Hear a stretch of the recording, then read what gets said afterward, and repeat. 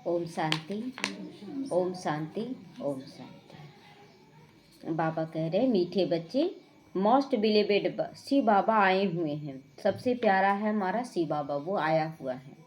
तुम बच्चों को विश्व का मालिक बनाने के लिए आया है। तुम उनकी श्रीमत पर बस चलो, है ना। बाबा क्लियर करा, शिव बाबा जब आया है तो उनकी श्रीमत पर चलो, तुम्हें विश्व का मालिक बनाया जाएगा। प्रश्न है, मनुष्य परमात्मा के बारे में कौन सी दो बातें एक दूसरे से भिन्न बोलते हैं? उत्तर है, एक ओर कहते हैं कि परमात्मा अखंड ज्योति है और दूसरी ओर कहते हैं कि वो नाम रूप से सबसे न्यारा है। यह दोनों बातें एक दूसरे से बिल्कुल भिन्न है। अगर नाम रूप से न्यारा है तो ज्योतिर्बिंदु सितारा नहीं हो सकता है। तो यथार्थ रूप से न जानने के कारण ही और ही ज़्यादा पतित बनते जाते हैं। बाप जब आते हैं तो अपनी सही पहचान हमें देते हैं कि मैं कौन हूँ, कैसा हूँ। गीत बजा है, मरना तेरी गली में, जीना तेरी गली में, है ना। बाबा का बनने के बाद, बाबा का परिचय मिलने के बाद क्या बोलेंगे हम कि चाहे मरे चाहे जिए, लेकिन हम आपकी गली में ही रहेंगे। ओम शांति। बच्चों ने गीत सुना और समझा। जब कोई मरते हैं तो बाप के पास जन्म लेते हैं, कहते हैं लोग। कहने में तो यही आता है कि बाप के पास जन्म लिया, माँ का नाम नहीं लेंगे। बधाइयाँ बाप को दी जाती है, बधाई हो आप बाप बन गए हो। माँ बनने का बधाई नहीं मिलता है। तो अभी तुम बच्चे जानते हो कि हम आत्माएं हैं, वह हो गई शरीर की बातें। एक शरीर छोड़ दूसरे बाप के पास जाते हैं। तुमने 84 जन्मों में 84 साकारी बाप लिए हैं। वास्तव में असुल तो निराकार बाप के बच्चे हो, है ना। आत्मा रूप में तुम एक शिव बाबा के बच्चे हैं, बाकी हर जन्म में अलग अलग बाप लेते गए। तुम आत्मा परम पिता परमात्मा के बच्चे हो, रहने वाले भी वहीं के हो, परम धाम के, जिसको निर्वाण धाम या शांति धाम भी कहते हैं। असुल तुम वहाँ के रहने वाले हो, बाप भी वहाँ रहते हैं। यहाँ आकर तुम लौकिक बाप के बच्चे बनते हो, फिर उस बाप को भूल जाते हो, है ना। बाबा के तो हम हमेशा हैं, शिव बाबा के, लेकिन जब यहाँ आते हैं धरती पर तो जन्म मरण में आते आते हम अपने पारलौकिक बाप को भूल जाते हैं। सतयुग में भी तुम बहुत सुखी बन जाती हो तो उस पारलौकिक बाप को भूल जाते हो। सुख में उस बाप को कभी भी सिमरन कोई भी नहीं करता है, दुख में याद करता है, और याद भी आत्मा करती है। जब लौकिक बाप की याद करते हैं तो बुद्धि शरीर की तरफ जाती है। या बाबा उनको याद करेंगे तो कहेंगे ओ बाबा, वह बाबा उनको याद करेंगे तो कहेंगे ओ बाबा। ये दोनों ही हमारे बाबा है। ब्रह्मा बाबा भी याद करते शिव बाबा को तो वो भी कहेंगे बाबा, लेकिन हमारे लिए दोनों ही बाबा हैं। लास्ट राइट अक्षर बाबा ही है, यह भी है फादर, वह भी है फादर, है ना। दोनों ही पिता, एक प्रजापिता एक परम पिता। तो आत्मा उस रूहानी बाप को याद करती है तो बुद्धि वहाँ चली जाती है। यह बाप बैठ बच्चों को समझाते हैं। तुम अभी यह जानते हो कि बाबा आया हुआ है, हमको अपना बनाया। बाबा कहते, पहले पहले हमने तुमको स्वर्ग में भेजा, बाबा हमें स्वर्ग में भेजा। तुम बहुत बहुत साहूकार थी, फिर 84 जन्म लेकर ड्रामा के प्लान अनुसार अभी तुम दुखी हुए हो। अभी हम लोग दुखी हुए और ये दुख भी कल्याणकारी, क्योंकि दुख में ही हम भगवान को याद करते हैं। तो अब ड्रामा अनुसार पुरानी दुनिया खत्म होनी है। तुम्हारी आत्मा और शरीर रूपी वस्त्र सतो प्रधान थी, फिर गोल्डन एज से सिल्वर एज, सिल्वर एज से कॉपर, कॉपर से आयरन एज में आ गए हो। तो शरीर भी सिल्वर एज में आया, कॉपर एज में आया। अभी तुम आत्मा बिल्कुल ही पतित बन गई हो, तो शरीर भी कैसा हो गया है, बिल्कुल पतित हो गया। अब फिर से इसको पावन बनाया जा रहा है। तो जैसे 14 कैरेट का सोना कोई पसंद नहीं करता है, करना काला पड़ जाता है, तुम भी अभी काले आयरन एज्ड बन गए हो। अब आत्मा और शरीर जो ऐसे काले बन गए हैं, फिर प्योर कैसे बनेंगे, है ना। प्योर कैसे बनेंगे, दुनिया को का ताकत नहीं है जो काला को गोरा बना दे। आत्मा प्योर बने तो शरीर भी प्योर बन जाएगी। तो बाबा यहाँ आता है तो पहले हमें मन बुद्धि से पवित्र बनाता है, फिर तन से पवित्र बनाता है, तो मन भी सतो प्रधान और तन भी फिर सतो प्रधानता की ओर जाता है। तो यह कैसे होगा? क्या गंगा स्नान करने से हो जाएंगे पावन? गंगा स्नान करने से तो नहीं होगा, बिल्कुल नहीं। पुकारते भी हैं, हे पतित पावन। तो वह आत्मा कहती है बुद्धि पारलौकिक बाप की तरफ चली जाती है। हे बाबा, देखो बाबा अक्षर कितना मीठा लगता है। जब भगवान भगवान कहते थे तो मीठा नहीं लगता था, बस एक डर आता था कि कुछ गलत ना हो जाए हमसे पूजा पाठ में। लेकिन जब बाबा कहते ना गलत भी हो गया कोई हर्जा नहीं, बाबा है ना ठीक कर देगा। तो कितना प्यार है ना बाबा से, शब्द से। तो भारत में ही बाबा बाबा कहते हैं। अभी तुम आत्मा अभिमानी बनकर बाबा के बने हो, आत्म अभिमानी बनकर बाबा के बने हो। बाबा कहते मैंने तुमको स्वर्ग में भेजा था, नया शरीर धारण किया था, अब तुम क्या बन गए हो। है ना, कितना सुंदर शरीर दिया था बाबा। जैसे बच्चे को भेजा जाता ना तैयार करके, और बच्चा एकदम गंदा मैला होकर लौटे तो माँ बाप तो पूछेगा ना कि इतना तैयार करके हम भेजे थे, तुम इतना काला कैसे हो गए हो। तो यह बातें हमेशा अंदर में रहनी चाहिए कि बाबा हमें क्या बनाया, देवी देवता, और क्या बन गए। अभी बाबा को ही याद करना चाहिए, याद भी करते हैं ना। हे बाबा, हम आत्माएं पतित बन गई हैं, अब आप आकर पावन बनाओ। ड्रामा में भी यह पाठ है तो ही तो बुलाते हैं ना। समय अनुसार खुद ब खुद हम पुकारने लग जाते, समय अनुसार जब जैसे जैसे हम नज़दीक आने लगते अपने आप। अभी देखिए जैसे जैसे गर्मी बढ़ रहा है, स्वेटर शॉल अपने आप छूटता है ना, कोई बोलता तो नहीं है कि छोड़ो छोड़ो। तो उसी तरह हम लोगों को भी ना अपने आप टचिंग होने लगेगा कि हमको ये सब छोड़ना चाहिए, समय नज़दीक आ गया। तो ड्रामा प्लान अनुसार आएंगे भी तब जब पुरानी दुनिया से नई दुनिया बननी होती है। तो जरूर ये काम तो संगम पर हो रहा है ना, एक तरफ छोड़ना है और एक तरफ नई दुनिया के लिए तैयार होना है। तुम बच्चों को निश्चय है कि बिलीवेड मोस्ट बाबा है। कहती भी ना स्वीट, स्वीटर और स्वीटेस्ट, है ना। स्वीट बाबा कौन है? स्वीट बाबा है हमारा लौकिक पिता, स्वीटर है ब्रह्मा बाबा, और स्वीटेस्ट है शिव बाबा, है ना। तो स्वीट स्वीटर तीन बाप का परिचय हो गया, स्वीट स्वीटर और स्वीटेस्ट तीनों बाप का परिचय हो गया। तीनों बाप ही प्यारा, ऐसा नहीं है। लौकिक में भी पिता कितना त्याग तपस्या करते हैं पालने में ना, तो वो स्वीट है। प्रजापिता वो स्वीटर है, और स्वीटेस्ट शिव बाबा है। तो अब स्वीट कौन है? लौकिक संबंध में पहले है फादर, है ना। लौकिक संबंध में पहले है फादर जो जन्म देते हैं। फिर टीचर है, वह भी अच्छा होता है। ब्रह्मा बाबा के रूप में, टीचर के रूप में बाबा करके दिखलाया ना, तो वह भी अच्छा होगा। उनसे पढ़कर मर्तबा पाते हो।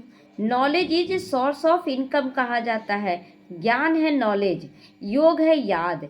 तो बेहद का बाप जिससे तुमको स्वर्ग का मालिक बनाया जाता है, उनको तुम भूल गए हो। बाबा कहते हैं तुम इतना ऊंचा पद दिया, उसको हम भूल गए हैं। शिव बाबा कैसे आया किसी को भी पता नहीं, चित्रों में क्लियर दिखाया गया है। ब्रह्मा द्वारा स्थापना शिव बाबा कराते हैं। श्री कृष्ण कैसे राजयोग सिखाएगा? श्री कृष्ण सिखाएंगे नहीं, राजयोग सिखलाती हैं सतयुग के लिए ना, तो जरूर संगम पर सिखाएंगे। बाप ने ही सिखाया होगा, क्योंकि श्री कृष्ण तो सतयुग में आएंगे और हम लोग को संगम युग में तैयार होना है। तो सतयुग की स्थापना करने वाला बाबा शिव बाबा इन द्वारा कराते हैं। तो करण करावनहार कौन हो गया? शिव बाबा हो गया। तो वो लोग त्रिमूर्ति ब्रह्मा कह देते हैं। ऊंचे से ऊंचा तो शिव बाबा है ना, वो साकार और ये निराकार। सृष्टि भी यहाँ ही है, इस सृष्टि का चक्र है जो फिरता रहता है, रिपीट होता रहता है। जैसे दिन रात रिपीट हो रहा, वैसे सृष्टि का चक्र भी रिपीट होता रहता है। सूक्ष्म तन की सृष्टि का चक्र नहीं गाया जाता है, सूक्ष्म तन में कोई सृष्टि का चक्र नहीं होता है। वर्ल्ड की हिस्ट्री ज्योग्राफी मनुष्य की रिपीट होती है, सूक्ष्म तन में कोई चक्र आदि थोड़ी होता है। सूक्ष्म तन एक तरह से ऑफिस हो गया अभी के लिए, संगम के लिए, बस उस ऑफिस से भी कार्य कराया जा रहा है। गाते भी है ना वर्ल्ड की हिस्ट्री ज्योग्राफी रिपीट, तो वह यहाँ की बातें हैं। सतयुग त्रेता द्वापर कलयुग, बीच में जरूर संगम युग आएगा ना, कलयुग और सतयुग के बीच में। नहीं तो कलयुग को सतयुग कौन बनावे? नरकवासियों को स्वर्गवासी बनाने बाप संगम पर आते हैं। तो यह तो highest authority God fatherly government है ना। शिव बाबा सबसे बड़ा गवर्नमेंट हो गया ना। यहाँ का सरकार भी क्या है, कभी उतरता है कभी चढ़ता है, वो भी सीमित क्षेत्र का होता है, लेकिन बाबा तो पूरे विश्व के लिए है। तो साथ में वो धर्मराज भी है, ये याद रखना है ना। बाप भी है तो धर्मराज भी है। आत्मा कहती है ना मुझ निर्गुण हारे में कोई गुण नहीं, कोई भी देवता के मंदिर में जाएंगे तो उनके आगे ऐसे ही कहेंगे ना कि मेरे अंदर कोई गुण नहीं है, आप तो सर्वगुण संपन्न हो। कहना चाहिए बाप को, है ना। कहते हैं किसको? उनको छोड़कर ब्रदर्स यानी कि देवताओं के आगे कहने लग पड़े हैं।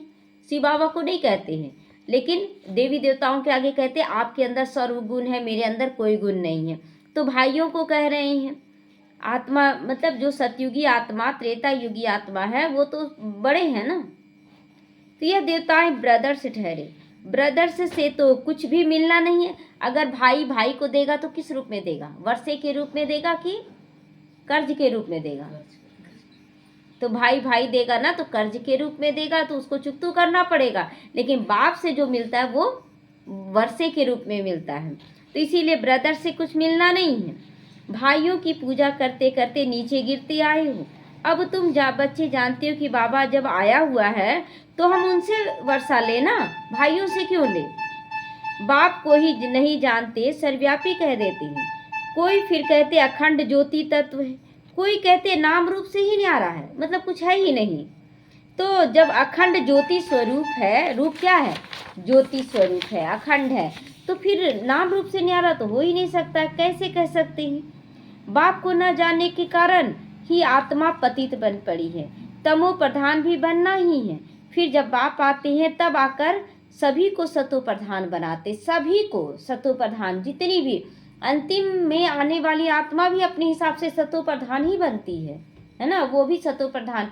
तो जितना जैसे बाबा कहता है ना, 1-2 जन्म भी लेंगे तो उसमें भी 4 युग बटेगा, 4 युग जिएगा वो, सतयुग, त्रेता, द्वापर, कलयुग। लेकिन जैसे कि 100 साल है तो 100 साल में 25 साल सतयुग जिएगा, 25 साल त्रेता, 25 साल द्वापर, 25 साल कलयुग जिएगा।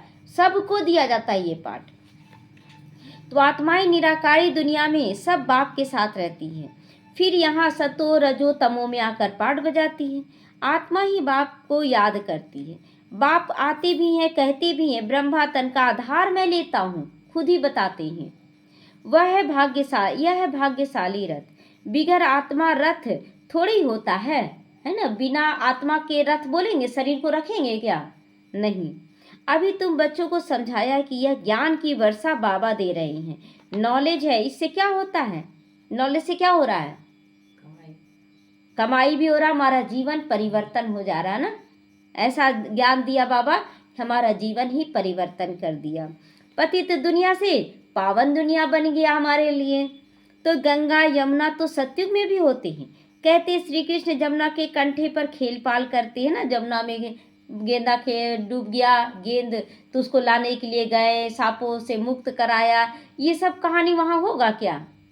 वहाँ नहीं होगा। ऐसी कोई बात वहाँ नहीं होती है। वह तो सतयुग का प्रिंस है, साधारण प्रिंस नहीं है, वो सतयुग का प्रिंस है। बहुत अच्छी रीति उनकी संभाल होती है, क्योंकि फूल है ना, फूल कितने अच्छे सुंदर होते हैं। फूल से सब आकर खुशबू लेते हैं। कांटों की थोड़ी ही खुशबू लेंगे, कांटों की। अभी तो यह कांटों की दुनिया है। कांटों के जंगल को बाप आकर गार्डन ऑफ फ्लावर बनाते हैं, इसीलिए उनका नाम बबुल नाथ भी है। सब कांटे बने हुए ना, बाबा के बच्चे सब कांटे हैं, और उसको फिर कांटों से फूल बनाते हैं बाबा। कांटों को बैठकर फूल बनाते, इसीलिए महिमा गाते हैं ना, कांटों को फूल बनाने वाले बाबा तेरा लाख शुक्रिया। अब तुम बच्चों को बाप के साथ कितना प्यार होना चाहिए। जब इतना अच्छा बना रहा है तो ऐसे तो बहुत प्यार करना है। वो लौकिक बाप तो तुमको गटर में डालते हैं। लौकिक बाप क्या किया? शादी ब्याह कर दिया, गटर में डाल दिया। पालना तो ठीक दिया, लेकिन फिर गटर में डाल दिया। यह बाप 21 जन्मों के लिए तुमको गटर से निकाल कर पावन बना दे रहा है, तो वह तुमको पतित बनाते हैं। तब तो लौकिक बाप होते हुए भी बच्चे किसको याद करते हैं? भगवान को याद करते हैं, हे भगवान आ जाओ। क्योंकि वो लौकिक बाप गटर में डाला, दुखी हो रहे, तो हम पारलौकिक बाप को याद करते हैं। तो अभी तुम जानते हो, आधा कल्प बाप को याद किया। बाप आते भी जरूर है। शिव जयंती मनाते किस लिए हो? जब आए हैं नहीं तो तुम जानते हो हम बेहद के बाप के बने हैं। अभी हमारा संबंध उनसे भी है, तो लौकिक से भी है ना। संबंध तोड़ना थोड़ी है कि तोड़ लिए लौकिक बाप से, तो संबंध यहाँ पारलौकिक से भी है, तो लौकिक से भी रखना है। पारलौकिक बाप को याद करने से तुम पावन बनोगी। आत्मा जानती है कि वह हमारा लौकिक और ये हमारा पारलौकिक बाप है। भक्ति मार्ग में भी आत्मा जानती है, तब तो कहती है ना, हे भगवान, ओ गॉड फादर, तो अविनाशी फादर को याद करती है। वह बाप आकर हेवन स्थापन करते हैं, यह किसी को भी पता नहीं। शास्त्रों में तो युगों की आयु भी लंबी चौड़ी लाखों वर्ष कह दिया गया है। यह किसी के ख्याल में नहीं आता कि बाप आते ही हैं पतितों को पावन बनाने, तो जरूर संगम पर आएंगे ना। कल्प की आयु लाखों वर्ष लिखने से मनुष्य बिल्कुल घोर अंधियारे में डाल दिया है ना। लोग सोच रहे अभी लाखों वर्ष कौन देखने जा रहा है, 100 साल तो उम्र ही नहीं है, 60 साल तो जीता है लोग, तो सोचता है कि चलो जो भी करना है कर ही लो, क्या पता आगे क्या हो जाएगा। तो धक्के खाते रहते हैं फिर बाप को पाने के लिए। कहते हैं ना, जो बहुत भक्ति करते हैं तो भगवान मिलता है। तो सबसे ज़्यादा भक्ति कौन किया है? हम बच्चे किए हैं ना। तो पहले आने वाले जरूर पहले मिलना है। जो भक्ति पहले किए हैं वो पहले आएंगे। बाप ने हिसाब भी बताया है, सबसे पहले भक्ति तुम करते हो, तो तुमको ही पहले पहले भगवान द्वारा ज्ञान मिलना चाहिए, तो फिर तुम नई दुनिया में भी पहले राज्य करोगे। तो बेहद का बाप तुम बच्चों को ज्ञान दे रहे हैं, इसमें कोई तकलीफ हो रहा है क्या? सुबह सुबह आने में कोई तकलीफ होता है क्या? बल्कि और ही लगता है जैसे और अच्छा महसूस होता है ना, कि जल्दी जल्दी करें, अब बाबा के पास जाएं। यहाँ तो फिर भी आप बहुत देर से आते हैं। सेंटरों में तो 7 बजे मुरली होने लगती है, 6 साढ़े 6 बजे से योग चलता है। तो बाप कहते हैं तुमने आधा कल्प याद किया है, सुख में तो कोई याद नहीं करता, अंत में जब दुखी होते हो ना तब आकर सुखी बनाते हैं बाबा। अभी तुम बहुत बड़े आदमी बनते हो। कितने बड़े आदमी बनते हैं? कितने बड़े बनते हैं? देवी देवता ही बन जाते हैं ना।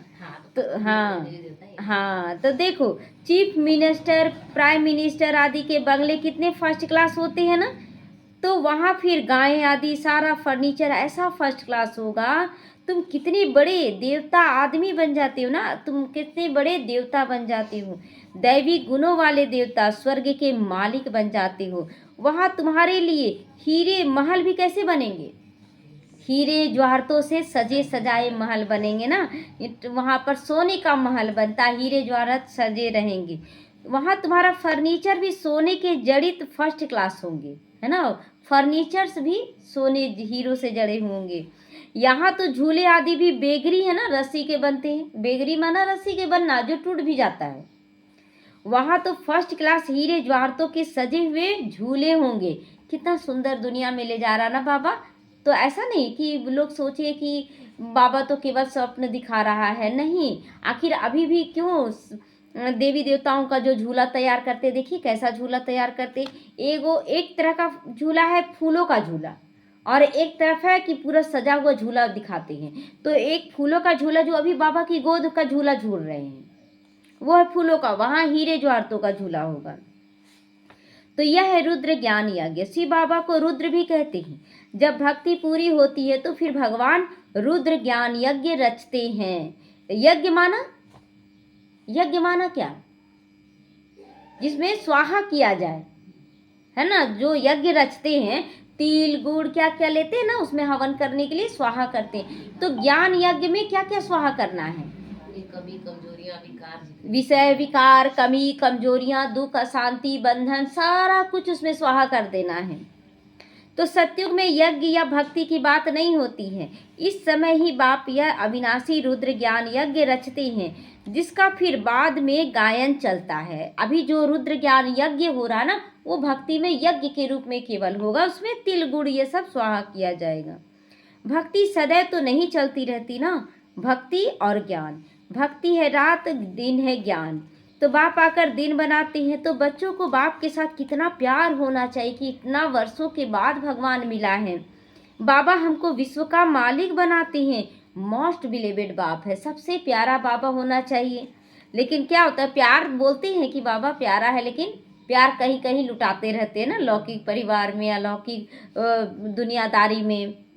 तो उनसे ज़्यादा प्यारी वस्तु कोई हो ना सके। आधा कल्प से याद करते आए हो बाबा, आकर हमें दुख हरो, हमारे दुख हरो। अब बाप आए हैं, समझाते तुमको अपने गृहस्थ व्यवहार में ही रहना है, उसको छोड़ना नहीं है। यहाँ बाबा के पास कहाँ तक बिठाएंगे, बाबा बैठेंगे, है ना। बाबा के पास इतना बच्चों के लिए जगह थोड़ी रहेगा कि सबको बैठा देंगे। बाप के साथ तो परम धाम में ही सब रह सकते हो, इतनी सारी आत्माएं सब परम धाम में रह सकते हो, लेकिन यहाँ स्थूल रूप में नहीं रख सकते हैं। यहाँ इतने सब बच्चे तो नहीं रह सकते ना। टीचर सवाल कैसे पूछेंगे, लाउड स्पीकर पर रिस्पॉन्ड कैसे दे सकेंगे, है ना। इतने सारे बच्चे हो जाए ना कि माइक भी काम नहीं करेगा, इतना सारा बच्चा हो जाएगा। तो इसीलिए बाबा कहता है कि ना बाबा सुना पाएगा ज्ञान, ना बच्चे उसका जवाब दे पाएंगे। थोड़ी थोड़ी इकट्ठे को फिर पढ़ाते हैं बाबा। इसीलिए देखते हैं ना, इस जोन को इस बार आना, इस जोन को इस बार आना, माउंट आबू में तय किया जाता है। कॉलेज तो बहुत होते हैं, फिर सबके इम्तिहान होते हैं, लिस्ट निकलती है। यहाँ तो एक ही बाप पढ़ाते हैं। तो यह भी समझना चाहिए कि दुख में सिमरन सब उस पारलौकिक बाप को करते हैं। अब यह बाप आया हुआ है, महाभारत लड़ाई भी सामने खड़ी है। वह समझते हैं महाभारत लड़ाई में श्री कृष्ण आया। ये तो हो ही नहीं सकता है कि लड़ाई के समय में श्री कृष्ण आएंगे। बेचारे मूंझे हुए आएंगे कृष्ण, आएंगे कृष्ण, इधर लड़ाई होता चला जाएगा। तो फिर भी श्री कृष्ण याद करते रहते हैं। अब मोस्ट बिलीवेड शिव भी है तो श्री कृष्ण भी है, परंतु वह है निराकार, वो है साकार। निराकार बाप सभी आत्माओं का पिता है दोनों मोस्ट बिलीवेड, दोनों ही बहुत प्यारा है। श्री कृष्ण भी प्यारे हैं, श्री कृष्ण भी विश्व का मालिक है ना। अभी तुम जज कर सकते हो कि जास्ती प्यारा कौन है जास्ती प्यारा, श्री कृष्ण या शिव बाबा? क्यों? शिव बाबा कृष्ण जैसा बनाता है। हाँ, शिव बाबा ही ना हम लोगों को कृष्ण जैसा बनाते हैं। शिव बाबा ही तो ऐसा लायक बनाते हैं ना। श्री कृष्ण क्या करते हैं, वो तो अपना प्रारब्ध भोगते हैं। तो बाप ही तो उनको ऐसा बनाते हैं। तो गायन भी जास्ती बाप का होना चाहिए, बनाने वाले का होना चाहिए। शंकर का डांस दिखाते हैं, वास्तव में डांस आदि की कोई बात नहीं। बाबा ने समझाया है कि तुम सब पार्वतियाँ हो, यह शिव अमरनाथ तुमको कथा सुना रही हैं। वह है वॉइसलेस वर्ल्ड, विकार की वहाँ बात ही नहीं होती है सतयुग में। बाप विकारी दुनिया थोड़ी रचेंगे, विकार में तो दुख होता है। मनुष्य हठ योग आदि सीखते हैं, बहुत गुफाओं में जाकर बैठते हैं, आगे भी आग से भी चले जाते हैं, आग से भी चले जाते हैं। रिद्धि सिद्धि भी बहुत करते हैं, जादूगरी से बहुत चीज़ों को निकालते हैं, है ना। जादूगरी से बहुत चीज़ों को निकाल देते हैं ना, कभी ये जादू से बना दिए, कभी ये जादू से बना दिए, तो लोग इसको चमत्कार समझते हैं, है ना। तो सब कमाल है ना। सब केमिकल का कमाल होता है ना। नींबू को लाल कर देते, अंदर में तो केमिकल डाला रहता है, जादू टोना जो करते हैं।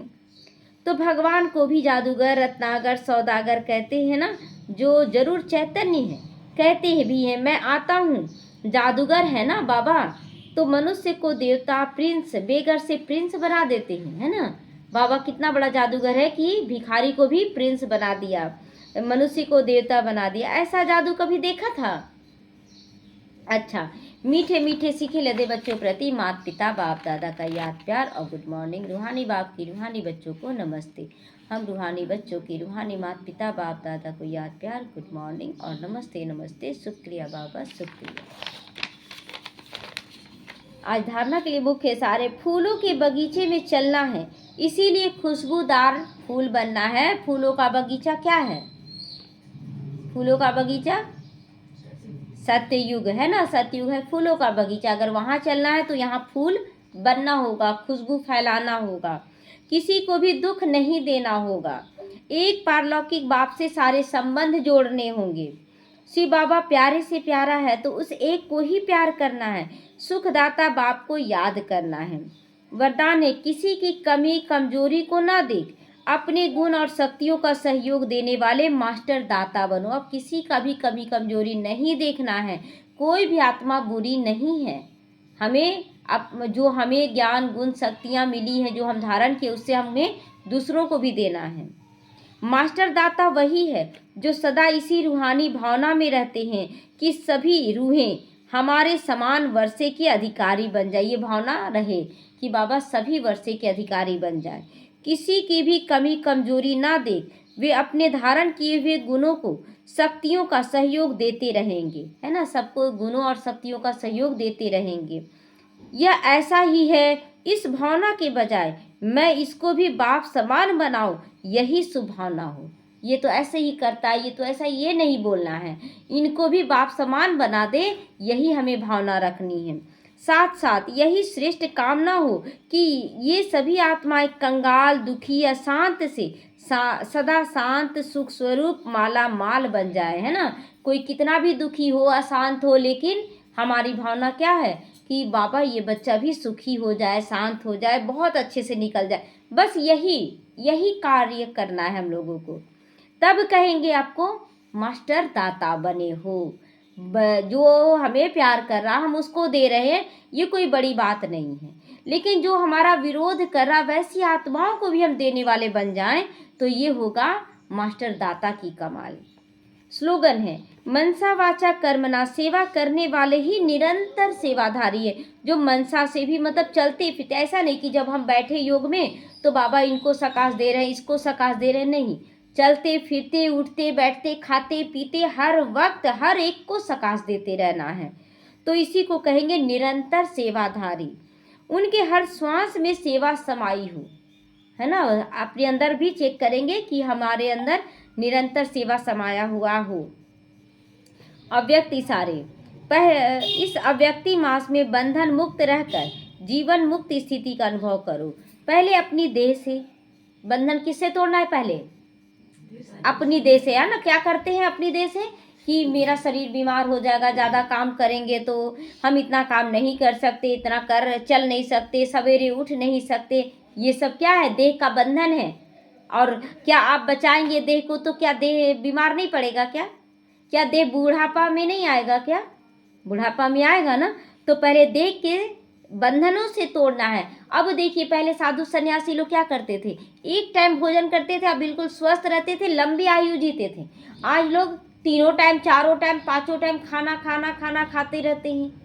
तो क्या हो रहा है? और ही कमज़ोर हो रहा है। क्यों कमज़ोर हो रहा है? क्यों ये बीमारी आ रही है? अगर आपको काम दिया जाए कि सुबह में आपको बहुत सारा काम दिया जाए, अब थोड़ा सा आप काम से थोड़ा सा निवृत्त हुए ही कि 10 काम और आप पर लाद दिया जाए, आपको कैसा लगेगा? फिर वो 10 काम लाद दिया जाए, फिर थोड़ा सा बैठे भी नहीं कि फिर 10 काम आप पर लाद दिया जाए, आप कितना थकेंगे? थक जाएंगे ना। उसी तरह हमारा पेट भी है कि एक खाना डाले, वो पचाने में लग गया, वो पचा भी नहीं कि तब तक दूसरा खाना डाल दिए, लो पचाते जाओ, पचाते रहो। पेट थक रहा है और वही फिर पचा नहीं पाता है, वही फिर बीमारी का रूप कचरा जमा होता जा रहा है। तो इसीलिए बाबा कहते हैं कि पहले देह के बंधनों से न्यारा हो। देह का बंधन है और खिलाओ तब ताकत मिलेगा, ताकत ही नहीं। फिर दूसरा है देह के संबंधों को, कि जितना भी देह के संबंधों को आप कर लें, क्या वो शरीर नहीं छोड़ेंगे? क्या वो बीमार नहीं पड़ेंगे? तो बंधन तोड़ना है, सेवा करने से नहीं चूकना है। सेवा करना है लेकिन बंधन से न्यारा होना है। फिर पुरानी दुनिया की स्मृति से मुक्त हो जाना है। तो जब इस मुक्ति की अवस्था का अनुभव करोगे, तब मुक्त होने के बाद जीवन मुक्ति का अनुभव स्वतः ही होगा। तो चेक करो, जीवन में रहते हुए देह के संबंध और पुरानी दुनिया के आकर्षण से कहाँ तक मुक्त हुए हो। हम चेक करें कि मुक्त हुए हैं। आज बोलते हैं ना कि लोग कि कहीं जाएंगे तो क्या खाएंगे। योगी ही नहीं बने तो चिंता नहीं रहेगा क्या खाएंगे, क्योंकि योगी का भोजन बहुत सूक्ष्म होता है, भोगी का भोजन उससे थोड़ा सा ज़्यादा, और रोगी का भोजन उससे भी बहुत ज़्यादा। तो योगी तो हमेशा एक टाइम ही भोजन करते हैं। हम देखें कि हम कितना कर रहे हैं। ओम शांति।